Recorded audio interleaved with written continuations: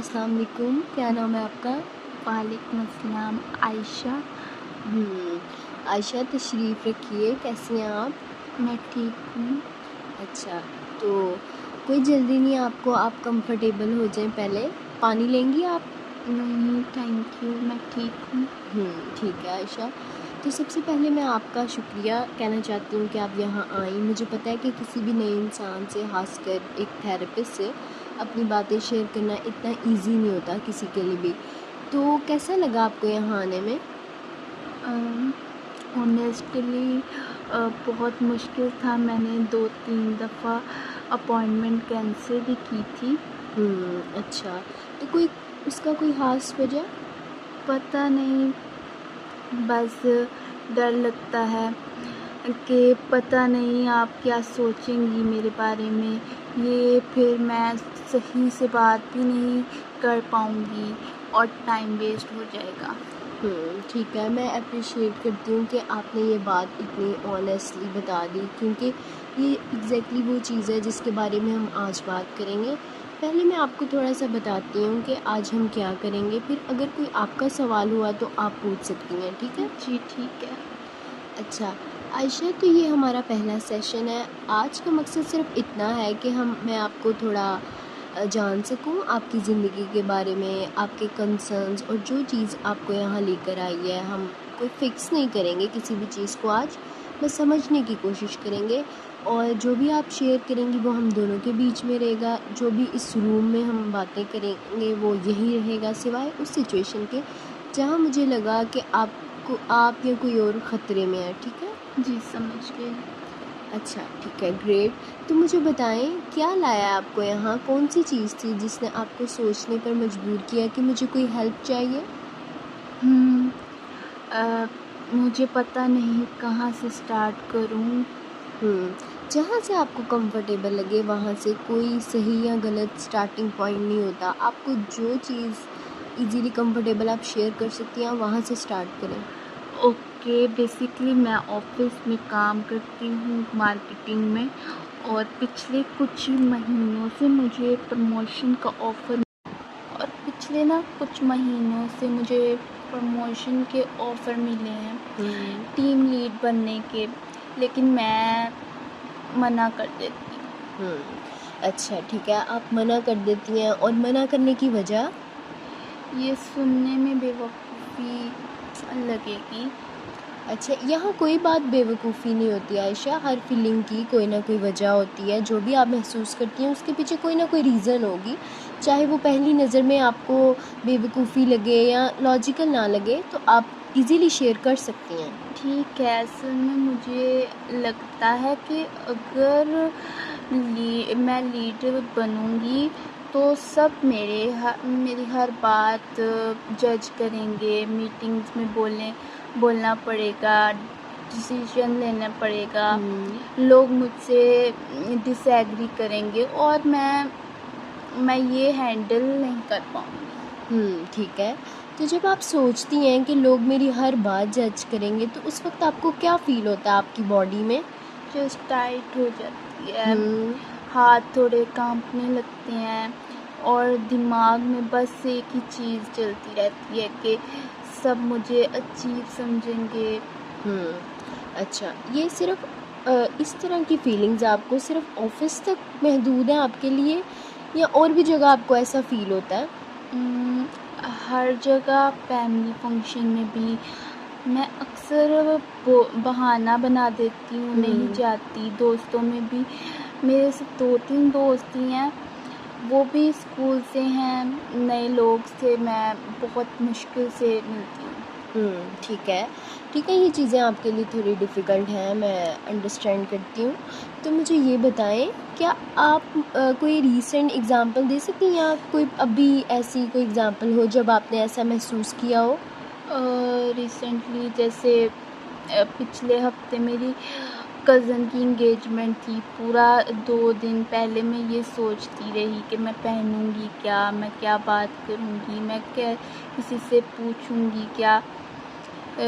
लोग मुझसे ये बात पूछेंगे कि कब शादी कर रही हो, जॉब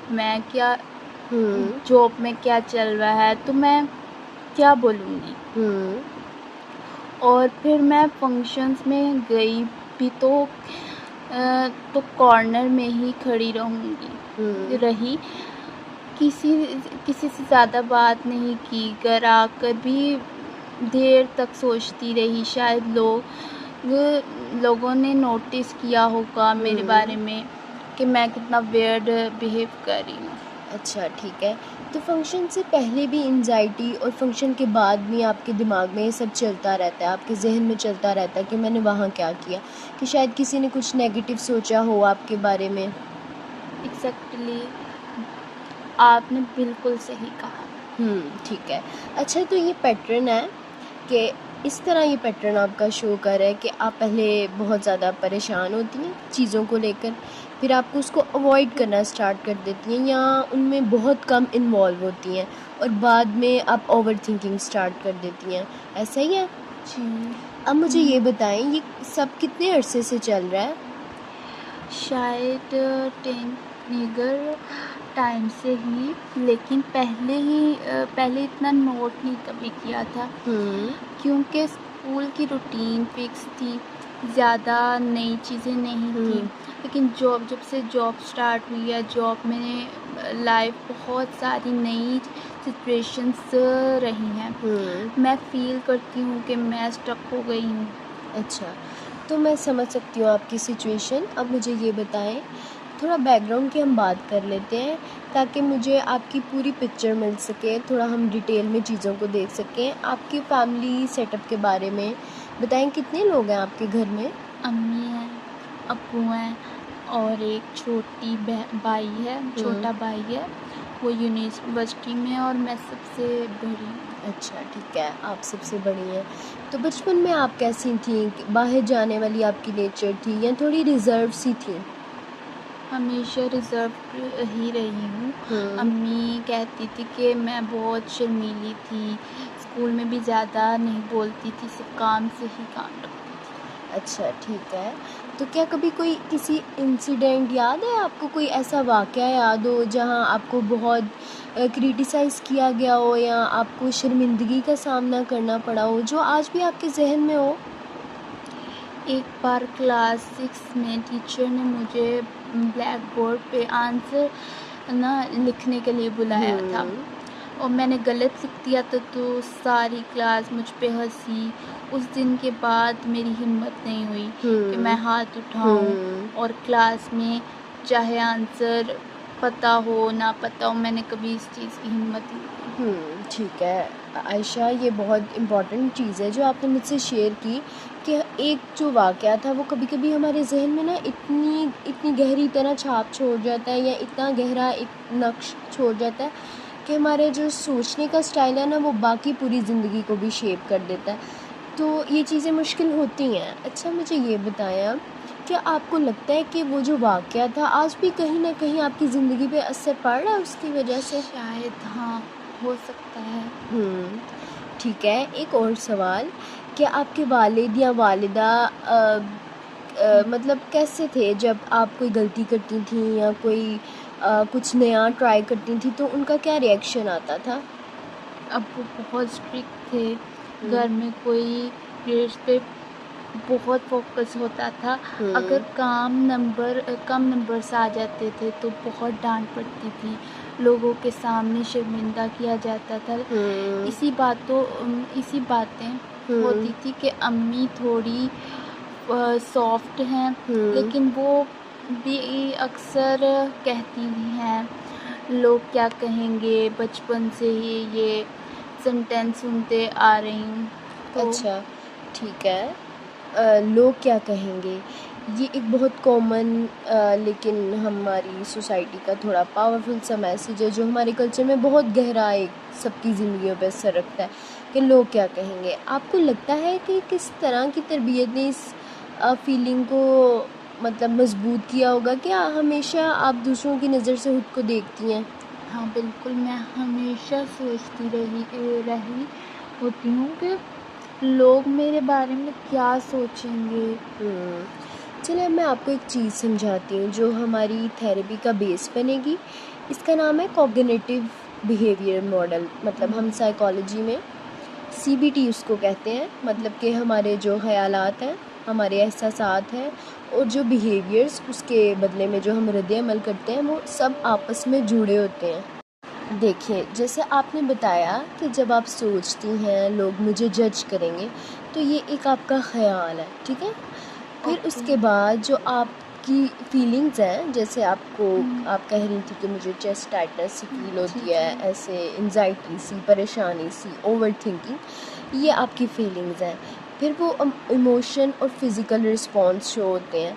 उसके बाद फिर जो आप करती हैं ना, जैसे आप कह रही हैं कि मैं उस दिन एंगेजमेंट में गई और मैं कॉर्नर में खड़ी रही, बहाना बनाकर नहीं जाती, तो ये आपके बिहेवियर हैं जिसे हम अवॉइडेंस भी कहते हैं। अवॉइडेंस वो बिहेवियर्स होते हैं जो हम अपनी अनकंफर्टेबल चीज़ों से बचने के लिए करते हैं, लाइक जो फ़ील हमें हो रहा होता है उससे बचने के लिए हम कुछ ऐसे रद्द-ए-अमल करते हैं जिनसे हमें लगता है हम बच सकते हैं या अवॉइड कर सकते हैं।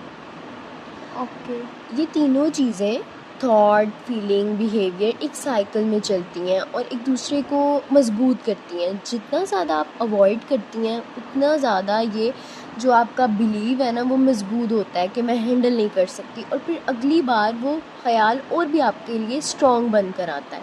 तो मतलब मैं खुद को ही इस साइकिल में फँसा रही हूँ। जी, बिल्कुल ऐसे ही है कि आप साइकिल में खुद को नहीं फँसा रही, आप फँस ज़रूर रही हैं, लेकिन मैं ऐसे नहीं कहूँगी कि ये आपका कसूर है या आप खुद ऐसे कर रही हैं, क्योंकि ये कोई आप जानबूझकर नहीं कर रही हैं, आपकी कोई कॉन्शियस चॉइस नहीं है। ये एक आपका ना लर्न्ड पैटर्न है, जो वक़्त के साथ-साथ डेवलप हुआ है। शायद आपके जो बचपन के कुछ ऐसे वाक़यात हैं, उनकी वजह से, आपकी फ़ैमिली की तरबियत की वजह से, और कुछ ऐसे स्पेसिफ़िक इंसिडेंट्स हुए हैं जिनकी वजह से।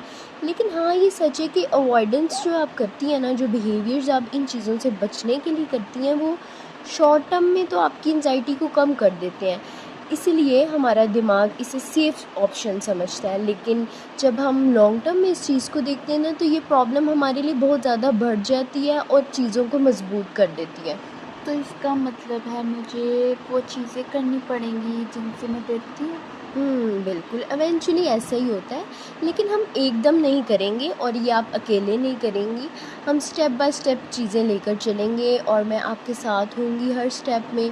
पहले हम आपके ख़यालात को समझेंगे, फिर हम उन पे काम करना शुरू करेंगे, फिर आहिस्ता-आहिस्ता हम छोटी-छोटी चीज़ें ट्राई करेंगे, जो आपको अनकम्फ़र्टेबल करती हैं, जो आप नहीं करती, लेकिन हम ऐसी कंट्रोल और सेफ़ तरीके से करेंगे कि आपके लिए कोई नुकसान नहीं होगा। अच्छा, ये सुनकर थोड़ा बेटर फ़ील हो रहा है। मुझे लगा आप कहेंगी बस जाके बात करो सबसे, और मैं वही पुरानी सिचुएशन में फिर से स्टक हो जाऊँगी। बिल्कुल नहीं, हम ऐसी कोई चीज़ नहीं करेंगे जिसके लिए आप रेडी ना हो या आप मतलब अनकंफर्टेबल बहुत ज़्यादा फ़ील करें। हम आहिस्ता-आहिस्ता चलेंगे और जिस पेस पे आप कहेंगी वैसे ही चलेंगे। अच्छा आयशा, एक चीज़ जो मैं नोट करना चाहूँगी, जो पैटर्न आप डिस्क्राइब कर रही हैं ना लॉन्ग टर्म, मतलब आप कह रही हैं कि मैं शर्मिंदगी से एक साइड पे खड़ी रहती हूँ, या मुझे शर्म आती है, मुझे क्रिटिसिज्म का डर है, या मुझे लगता है मैं काफ़ी नहीं हूँ, नए लोगों से भी मुझे बेचैनी होती है मिलते हुए, और इस वजह से आपकी बहुत सारी अपॉर्चुनिटीज़ भी मिस कर देती हैं। जैसे आपने कहा ये प्रमोशन मुझे मिलने वाली है, टीम लीड मुझे बनना है, तो मुझसे ये सब हो जाता है। तो ये सब मिलकर एक स्पेसिफ़िक पैटर्न बनाते हैं, जिसे हम साइकोलॉजी की ज़ुबान में अवॉइडेंट पर्सनैलिटी डिसऑर्डर भी कहते हैं।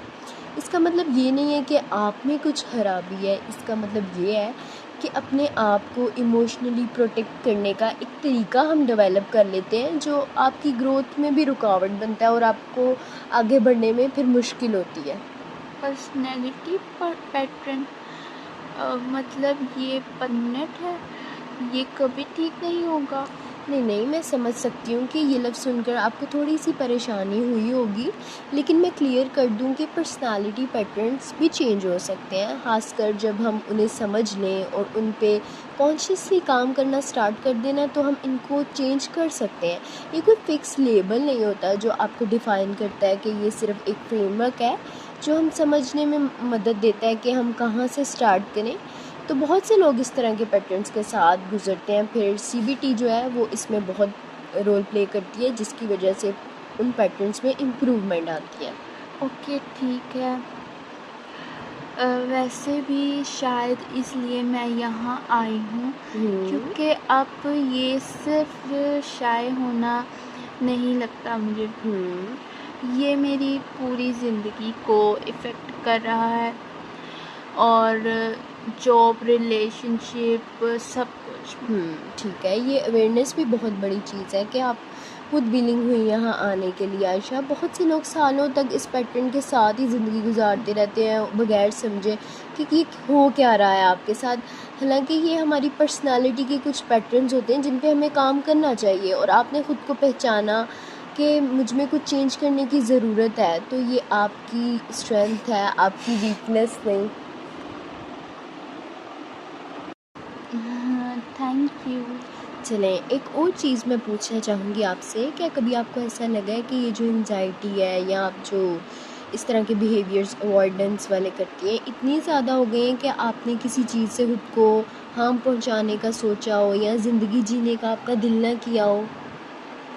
नहीं, ऐसा कभी नहीं हुआ, बस फ्रस्ट्रेशन होती है आप अपने आप से कि मैं नॉर्मल क्यों नहीं हूँ। अच्छा, ठीक है, ये सुनकर अच्छा लगा इस सेंस में कि अगर कोई ऐसा रिस्क नहीं है आपका, और ये नॉर्मल की डेफिनेशन भी बहुत सारा सब्जेक्टिव सी होती है, हम उस पर भी बात करेंगे। अभी के लिए मैं चाहती हूँ कि आप सिर्फ इतना समझें कि जो आप फील कर रही हैं ना, उसका एक नाम है, एक पैटर्न है, और इस पैटर्न को हम समझेंगे और मिलकर इस पर काम करेंगे, और काम करना मुमकिन है। ये सुनकर होप फील हो रहा है, ऑनेस्टली। ठीक है, ये सुनकर मुझे भी खुशी हुई। चलें, अब थोड़ा फ्यूचर की तरफ चलते हैं। अगर थेरेपी सक्सेसफुल हो तो आप अपनी ज़िंदगी में क्या डिफरेंट देखना चाहेंगी? छोटा सा गोल भी चलेगा कि आप क्या चाहती हैं? मैं चाहती हूँ मीटिंग में बोल सकूँ बिना इतना डरे और कॉन्फिडेंस के साथ, और शायद वो प्रमोशंस एक्सेप्ट कर सकूँ बिना ये सोच कर के मैं फेल हो जाऊँगी वगैरह। ठीक है, ये दोनों बहुत ठीक है, वैलिड आपकी चीज़ें हैं और मीनिंगफुल गोल्स हैं। हम इन्हें ही टारगेट बनाएंगे अपने सेशंस में और आगे सेशंस की तरफ लेकर चलेंगे। आज के लिए मैं चाहती हूँ कि आप एक छोटा सा काम करें घर जाके। आपने बस ऑब्ज़र्व करना है, कुछ करना नहीं है। जब भी आपको लगे कि आप किसी चीज़ को अवॉइड कर रही हैं, चाहे वो आपके कोई फ़ोन कॉल हो, कोई बातचीत हो या कोई भी डिसीजन हो, आपने बस वो नोट कर लेना है कि आपको क्या ख़्याल आया था उस वक्त, आप कैसा फ़ील कर रही थी और आपने क्या किया, बस इतना ही। ठीक है, मैं ट्राई करूँगी। चलें, ठीक है, परफेक्ट। हम हमारी अगले सेशन में इतनी ऑब्जर्वेशन के साथ स्टार्ट करेंगे और इन्हीं ऑब्जर्वेशन के साथ हम आगे लेकर जाएंगे और ऑटोमेटिक थॉट्स को थोड़ा डिटेल में एक्सप्लोर करेंगे जो आपके जहन में आते हैं। तो आज के लिए कोई सवाल है आपका? बस एक, कितने सेशंस लगेंगे इन सब में? ठीक है आयशा, हर इंसान का प्रोसेस थोड़ा डिफरेंट होता है, लेकिन अगर हम टिपिकली बात करें ना, नॉर्मली इस तरह के पैटर्न्स पे काम करने के लिए हमें महीने भी लग सकते हैं, लेकिन रेगुलरली वीकली सेशंस के साथ मैं आपको हर स्टेप में अपडेट करती रहूँगी कि हम कहाँ खड़े हैं और हम क्या कर रहे हैं। तो कोई जल्दी नहीं है, बस इम्पॉर्टेंट बात यह है कि आप जैसे कंफर्टेबल होंगी हम चीज़ें वैसे ही लेकर चलेंगे, ठीक है? ठीक है, शुक्रिया डॉक्टर। ऑनेस्टली मुझे लगा कि ये बहुत ऑकवर्ड होगा, लेकिन उतना मुश्किल नहीं है जितना मुझे लगा था। चलें, ठीक है, ये सुनकर मुझे भी अच्छा लगा। आपने बहुत हिम्मत दिखाई है, अपनी बातें शेयर की हैं। तो अगले हफ्ते हम उसी टाइम पे मिलते हैं, ठीक है? अल्लाह हाफिज़। ठीक है, अल्लाह हाफिज़। अपना ख्याल रखिएगा।